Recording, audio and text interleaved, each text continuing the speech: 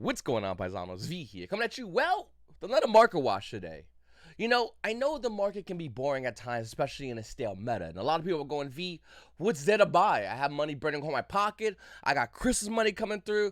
Grandma's going to come through with them dollars. What am I going to do, V? Well, to be honest with you, there is options. You have choices. You've always had choices. And in this video, we're going to go over a lot of choices of what you're going to do if you have money just burning a hole in your pocket. Now, of course, it's Christmas time, but, 10 days till Christmas. And after that, we go into the pay for credit cards and spend grandma's money that she gave you for Christmas phase. So it's better to prepare now for when that inevitably happens for a lot of players. I do think the Yu-Gi-Oh market is probably the best time to buy in the Yu-Gi-Oh market is times like now. Everyone's saying don't buy. It's Christmas time. You should be buying presents and all that. And if you already did that already, like I have, well, then you're already in a great position amongst other players who are just getting the last minute gifts. And that is what I really want to talk about today to a lot of players. But before we begin with that, I just want to say, hey, listen, I created my One Piece channel, uploaded a video and everything. Check it out. I put the link down below in the description. I greatly appreciate you guys go over there and subscribe. One Piece is a relatively new card game. Yes, it is by Bandai, but I'll be honest, Bandai is going through and all the mistakes they made with everything, they're not making it with One Piece. One Piece has already a major events happening starting this February. They already have like new promotional product coming out. They have a lot of really cool things happening. And to be honest with you, I'm really excited about it. I think it's really fun. Another thing I find really unique is the fact that as a Yu-Gi tuber, obviously we're talking about One Piece on a new channel, but I'm noticing other content creators from other card game channels like Dragon Ball Super and Digimon and Pokemon. One of the biggest YouTubers in Pokemon is also now talking about One Piece. Why? Well, pretty much everyone's bored of their respective card game. And I'm not going to talk about Pokemon or Digimon and why that's boring, even though I kind of know and that's kind of whatever. But for Yu-Gi-Oh, we already know. The meta's kind of stale. We know what the best decks are. And it's really hard to innovate when everyone's playing the same exact thing. And don't get me wrong, with Yu-Gi-Oh, there's alternative formats, and we'll go over that in this video and some cards you might want to pick up, but One Piece is a new shot at it. Another cool thing is One Piece is relatively inexpensive. So once again, if you want to check out my One Piece channel, I'd greatly appreciate that. I'm going to be doing a One Piece market watch, actually, today on that channel. It'll probably upload by the time you watch this video. I'd greatly appreciate you go there, hit the subscribe button, hit the like button, comment down below, Paisanos, and we name the channel the Don. My favorite character in One Piece is Doflamingo. Alright.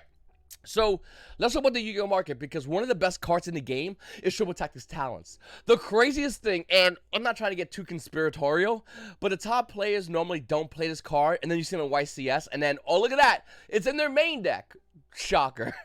Of course, this card should be in everyone's main deck. To be honest with you, this card is the most broken card in the game.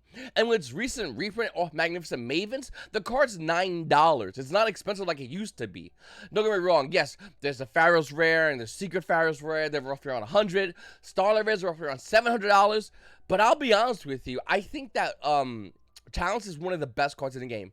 I really do. I think whatever deck you're playing, I want to hear that right out the gate, you're playing 3 talents following 37 other cards. That's how, like, it blows my mind the fact that a lot of Yu-Gi-Oh players are still not playing this card, are still citing it because they saw their favorite player do it on a stream. Meanwhile, if you look at the YCS list, once again, they're not. So I definitely recommend you go ahead and grab this card. You get it as cheap as $9. I don't recommend buying the Pharaoh's Rare. I think it's a really bad buy because if there's the highest rarity and the lowest rarity, if you buy the second highest rarity, that would only be valuable if the highest rarity has been bought out to high heavens. Now, again, they're 10 listing the Starlight Triple Tactics Talents on, but I don't know if the Pharaoh's Rare is really going to pick up. I do like the way Secret Pharaoh's Rare look, but once again, is it going to pick up? Probably not. Another card we saw another card that saw play was Ultimate Slayer. Now the cool thing about this card is obviously it's really good in Flunderies. Flunderies going second will play Ultimate Slayer. Your board, if you're playing Telements, just loses to Ultimate Slayer. I mean, they literally walk right through you. They force you to make plays you don't want to make with one card. You end with Barone and some Fusion Monsters, cool. Activate Ultimate Slayer. I'm gonna send I wonder if the name of that monster that pops a monster on the side of the field. The elder entity chick, whatever, it doesn't matter, it's irrelevant, but you send her away, you pop with a fusion monster, more than likely Dragons to Pelly if they know you're playing Flunderies, and then you go ahead and trigger it right on that Baron, and guess what, Baron? You're gonna have to negate it, and there's 2 cards for 1 with Ultimate Slayer. Ultimate Slayer's price has been going down for a very long while. Even in the past month, it's been going down. The current value of this card is roughly around $19. Once again, I think if you're playing Thunderies, this is like a snap side deck card. No question about it. This 1,000,000% goes in your side deck. 100,000%. Blazing Cartesia, the Virtuous, I think is one of my favorite cards out of Darkwing Blast. I mean it, artwork-wise. The effect is insane. The biggest problem with Blazing Cartesia, and I would argue, if we have Blazing Cartesia and Snow, it'd still be the same result of the current meta we see right here today. We would probably see Snow maybe being played in Telements, but the reason why Snow and Blazing Cartesia isn't as big as they are, well, because we got ways to get rid of dark and light monsters in the graveyard. Pretty broken. Looking over at Blazing Cartesia, though, I will say the fact that this card's value is kind of cheap still. It's $13. And to be honest with you, once again, I have to remind you about the beast steal. There's the beast steals right there. But Blazing Cartesia being $13 is a really good buy. I definitely recommend picking up just one. If you still have your, and I know I have mine still, branded deck, Blazing Cartesia is still a great card to put in branded. Branded's still a great deck that still topped the YCS.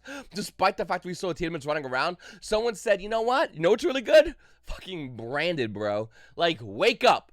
Once again, this card's roughly around $13. I don't think you need like 2 or 3. I think one's more than enough. It does come Starlight Rare. How much is Starlight Rare, actually? Hold on a second. Let's going a little field trip. $190. It's not bad, to be honest with you. The only issue is, once again, like, if you own Blazing Cartesia and you're flexing and you're having a good time, people are just gonna go, where is it? The beast steals. They're just gonna go beast steal, and you're gonna want to punch them in the face. Unless Konami bans all the beast steals, which will they do? Probably not. All right, looking over at Sprite Brew, it's been going down forever. Sprite Brew's price has been tanking up, but the current value, it's actually starting to stabilize roughly around $37, as Sprite has recently topped this YCS. One deck, but once again, how many Sprites actually went to this YCS? I still think Sprites is a really good deck out right now, and I think a lot of Yu-Gi-Oh! Players are not respecting what Sprites can do. And I do think, more than likely, we're going to see regional events in which Sprites will be topping as well. And the reason why is very simple. Sprites are still insane at this game. The deck's really good. In fact, Telements is, I would argue, the front man to get hit by the ban list, and Sprites is hanging in the corner going, yeah, hit Telements. Because the minute Telements are hit, what becomes the next best deck? Sprites. This is why I have not sold any of my Sprite cards. Like, I still have my entire core hanging out. The minute Telement gets shotgun in the face, well, we have Sprites, and that deck's going to be pretty good. I think structure deck, the Dark World structure deck is a really good structure deck that was brought out at a really bad time. I just want to emphasize that point because there's nothing really else to say. If you're an OTS Stone owner, I think you cannot agree with me on that. When we see danger cards in here, cards like Mothman, which Yu-Gi-Oh! Players would have been frothing at the mouth to get at 29 cents a copy, well, now no one's playing it in Telements. Konami has just released yet another Roro products, too little too late. And that's why the Dark World structure deck, even though I think it's amazing structure deck, it's just, nobody wants it. And the reason why nobody wants it is because of the fact that, well, there's no value in it anymore. Skill drain 75 cents, but you just reprint the skill drain. So why would I want the common?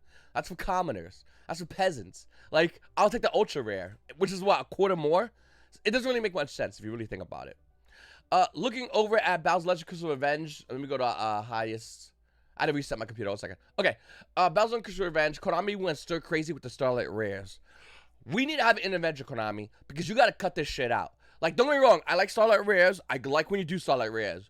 But when someone said Bowser's Crystal Revenge, someone's Konami's dick got hard. And they were like, Starlight Rare, that fucking set. And that's what happened. It's like 10 comments that you're going to get on repeat, plus Starlight Rares that you're rarely going to pull. But when you do pull it, it's going to be worth $160. So, FOMO, copium. Cards like Blackwing Armor Master, Starlight Rare is $88. It's really good for Edison format, by the way. Just want to throw it out there. Even though I personally like Ultimate Rare First Edition Starlight, Blackwing Armor Master, Starlight, $88. Not a bad value. Probably the most undervalued card in his entire set if I had to make an assessment. Other cards like Super Poly, Starlight Rare, didn't go up in value, despite the fact that Super Poly has pretty much came back into the game. It's one of the best cards in the game that we knew about that's now back in the game. Telements are so broken, cards like Super Poly wasn't even a consideration. Imagine that. And now it is. Why? Well, of course, because Telements are going like, oh, wait a minute. Look at all my machine guns. I'll just grab the Super Poly one. Like, that's what they're doing. And it's working. It's kind of wild, to be honest with you. Then we have, well, Magnificent Mavens. Once again, I'm going to go over here. This set is, once again, Konami did the same exact thing they did with this set, But they said, hold on, can we do Starlight Rares? And someone's like, Konami, chill. And they're like, okay, you're right, fine. Fucking Pharaoh's Rare. We're gonna do Pharaoh's Rare. What? Konami, like, calm down. Like, we get it. Yu-Gi-Oh players, if a card's hard to get, we're gonna want it. That's how we are. We get that. But when you do it all the time, you water down the value of these cards on default. Don't get me wrong. Ultra Pharaoh's Rare Dark Magician Girl being $500? Sure. Secret Pharaoh? Sure. But that's because it's Dark Magician Girl. You know, a card which already got a Ghost Rare reprint, and now you made into a Pharaoh's Rare reprint. Konami, at this point, just withdraw the money directly from my bank account. But I will say, some of these other cards, I mean, I just don't think they're worth it. I'll be honest with you. The values are way too high. Almost nobody bought this set. And those who did buy the set more likely bought the singles because that's where the real value is. The real value isn't in Pharaoh's Rare for Magnificent Mavens. It's actually in the singles market. And that's where a lot of Yu-Gi-Oh players ran to. Cards like Talents, cards like Evenly Matched, Lightning Storm. Hell, I would even argue Harvey Feathers to Infinite Permits were still great buys. Nobody was cracking over Magnificent Mavens and playing the lottery. For that, we do scratch-offs where we buy crypto. It's more fun and you can make more out of it than buying Konami packs and booster boxes and actually getting anything of substance. And I think the Yu-Gi-Oh play base mentally is figuring that out. OTSOs are buying a lot of this product, cracking open and selling singles, and making money off Talents, Evenly Matched, Lightning Storms, Imperms. They're making their money, so they're good. And the Yu-Gi-Oh play base, the times of Yu-Gi-Oh players turning to each other and going, hey, how many cases of X set are you buying to cherry pick instead of us of the cards? Those days are almost long gone because how badly Konami makes these high rarity bumps in almost every set. I don't know if that's a good thing or a bad thing. Comment down below. Let me know what you think about that. I'm really on the fence about that. And then, of course, you got Darkwing Blast, the set being one of the best sets in recent memory. We did talk about Blazing Cartesia, but still, a little reminder check. Kashira Fenya used to be 70s, almost their 80s at one point, down to $63. You're going to want to grab that, and when no one's looking, Kashira Unicorn, the card that no one's looking at, yeah, you need 3 of that as well. That card's $18. So you need 3 Fenrir, 3 Unicorn. The crazy thing is the prices are so rapidly different, but yeah, I would recommend going in and getting Unicorn. Everyone's going to realize Unicorn's a card they should buy as well. If you look at the numbers of listings, 129 listings for Unicorn, 90 listings for Fenrir. Like, Unicorn's the one that if I was an OTS store, I would just hold it in the corner and say nothing. And the minute Kashira starts seeing meta play, then you bring out Unicorn because that's the real value. That's where you're going to make even more money than what the card currently is now, right now. $18 is a discounted price. I'm not playing Kashiras. Actually, I just lied. I'm not going to lie to you. I might play Kashiras because the meta's going to force me to only play this one deck. But I'll be honest with you, I'm kind of like burnt on Kashiras, and I haven't even touched the cards. Other cards like Bestial Magnuma is roughly around $16 still, Konami? Still? Gonna need them reprints. Jews was roughly around $9. I mean, these cards are insanely expensive. Spellbound was probably one of the biggest cards Yu-Gi-Oh players talked about in Darkwing Blast. But yet Spellbound's seeing no play, and the reason why is because the meta is so fast, it makes it no sense to actually buy this card. I think it's a great card for a slower meta. Whereas you got cards like Ultimate Slayer, in which last meta I said was a great card for a slower meta. Well, technically I'm right. I mean, you're playing Flunderers, you're going second. The best card to open is probably going to be Ultimate Slayer, following a Flundering Monster, because you're going to brick if you don't get one. So, I mean, once again, I do think Spellbound's a great card. The structure, the rumor card mechanic, too slow. The meta's way too fast. Before I start talking about Edison format, I want to say a couple of things. Number one, I think Edison format is a great format for a lot of Yu-Gi-Oh players. You can play Go format, but that format's kind of dying out, to be honest with you. Hat format's kind of fun, but just play a hat deck and hat format, and everyone else is going to have no fun. Edison format is one of those very few formats in which Yu-Gi-Oh players can have a huge selection of Yu-Gi-Oh decks to play. Now, I'm going to talk about 2 decks in particular, but throughout every market watch, I'll start talking more about Edison format cards, as I do think the Edison format will be Yu-Gi-Oh's biggest secondary format. We're already seeing Konami go ahead and subtly hint reprints of Edison format cards. Like recently, when we saw Blackwing Value get a reprint, which is desperately needed for a lot of Yu-Gi-Oh players who want to play Edison format. So now Yu-Gi-Oh players who want to play Edison format and play the best deck Blackwings now have the opportunity to do so with Blackwing Value Emblem of Honor. Great deal, Konami. Seriously, good job. Before I begin with that, I just want to make sure to mention to you guys, all my Black Edition Field Centers are now $20 instead of $25. I don't have almost none left. Once Black Edition sells out, I'm not restocking the Black Edition Field Centers. All my current Field Centers right now are $20 a pop, and I definitely recommend you go ahead and grab these Field Centers when they're still available. The next shipment of Field Centers is not going to be any of these. The only ones it will be is going to be this right here, the Ghost Sister Collection. It'll be the biggest restock for the Ghost Sister Collection, and after that, it's not gonna happen anymore.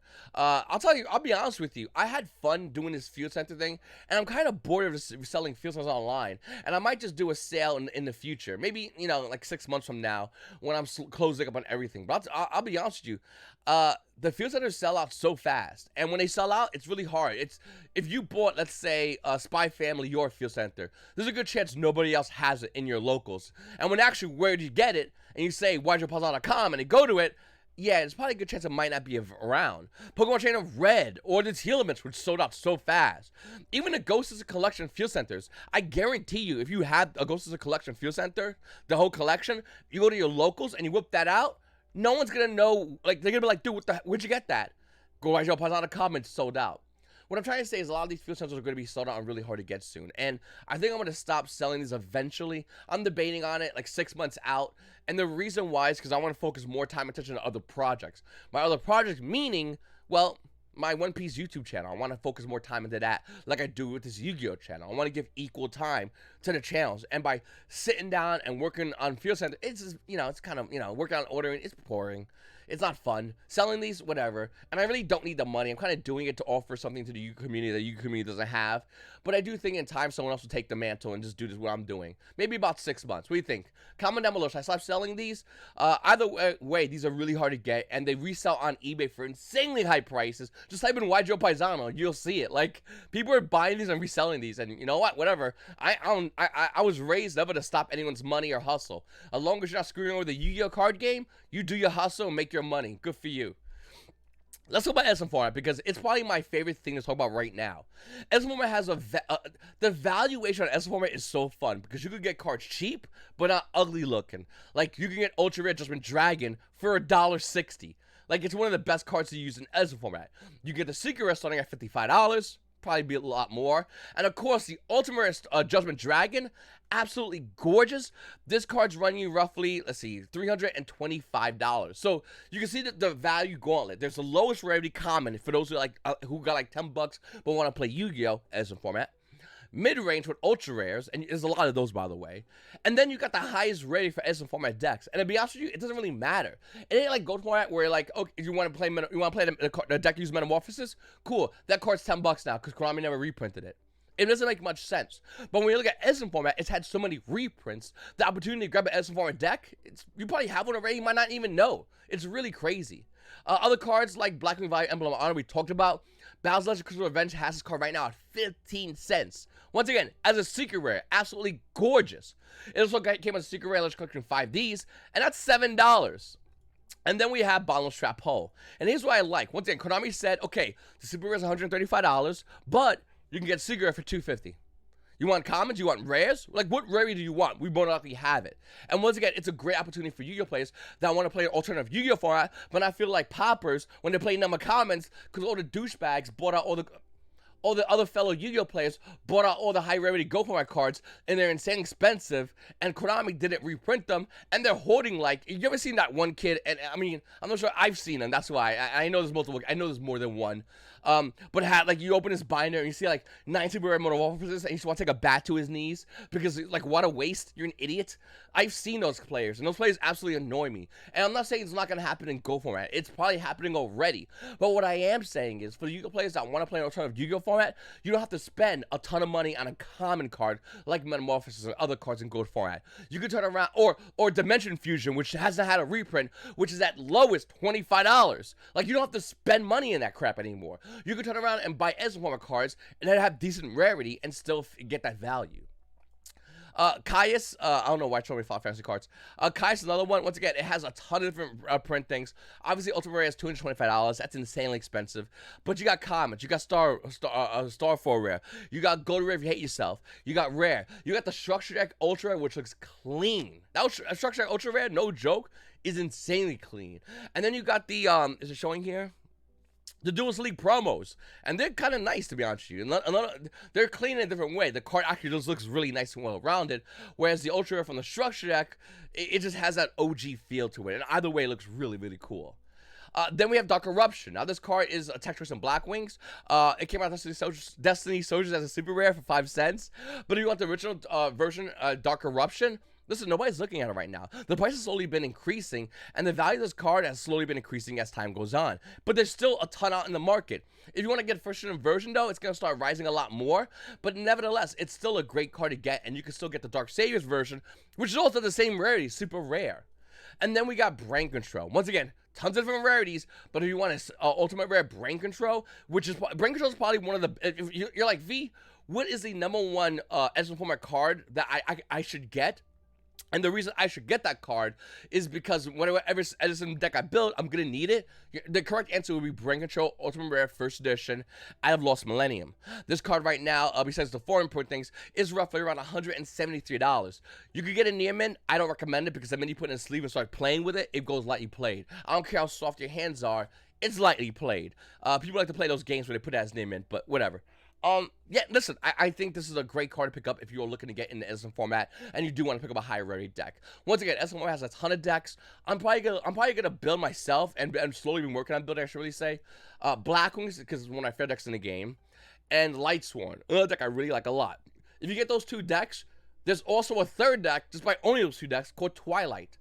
Which I think is really fun. Once again, I think Edison format's really great. I think a lot of Yu-Gi-Oh players are going to really enjoy it as a secondary Yu-Gi-Oh format. Hopefully Konami does more to promote it. I think they should. Make sure to go to my website, YGOPaisano.com. Once again, these field centers are going to be selling out. And once they're sold out, have fun buying them on eBay. They're already insanely expensive. And if you want to learn anything about One Piece, hey, come on down. One Piece TCG. My channel name is called the Don Quixote. There's actually a whole side story of why I like this character as well and why I chose that name. But anyway, go ahead, hit the subscribe button on that channel. I'd greatly appreciate it. It's your boy V, and you boys have a great day.